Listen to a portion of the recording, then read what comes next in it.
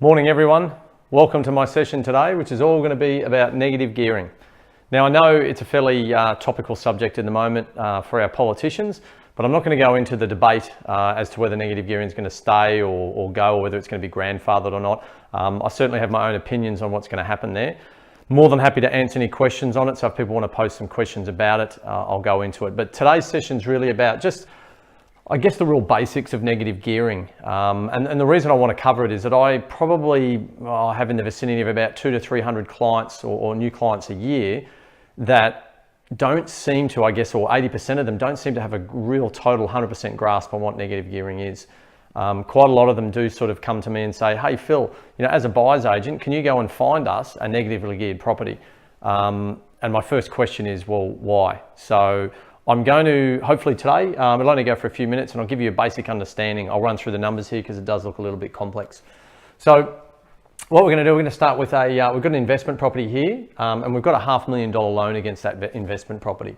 So I've assumed here the long-term average interest rate of about 6.7%, which obviously is quite high compared to today's values. So we've got $33,500 in expenses. I've put in here insurance, rates, property management fees, all those little bits and pieces. I've basically thrown $5,000 in for that.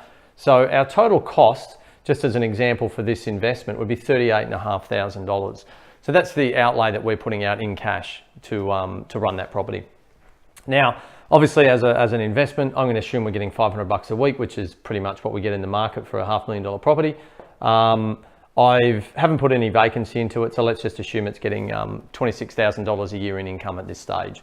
So if we go to the top side here, we've basically got $26,000 a year in income, and we've got $38,500 that we're losing in cash flow.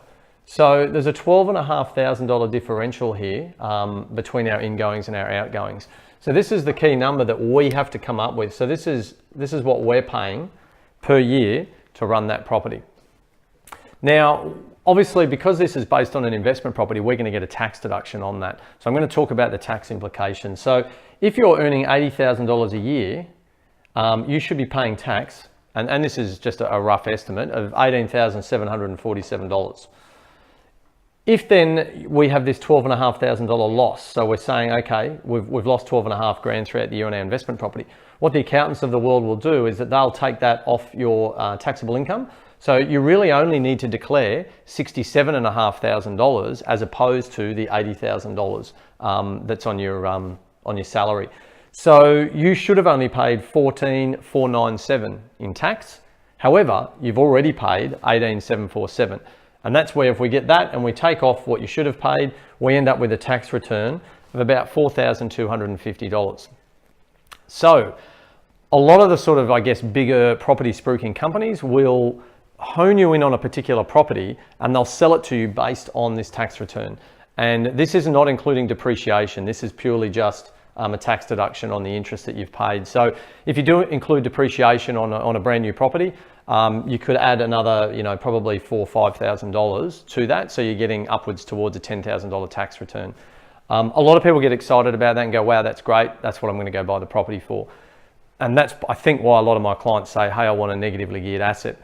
What I want to point out is that just remember back to here, so it costs us $12,500 during the year to pick up the shortfall in income to expenses. So we got $4,250 back. So we've still lost $8,250. So my point of that is that we haven't really lost that money as long as we're getting the capital growth from the asset.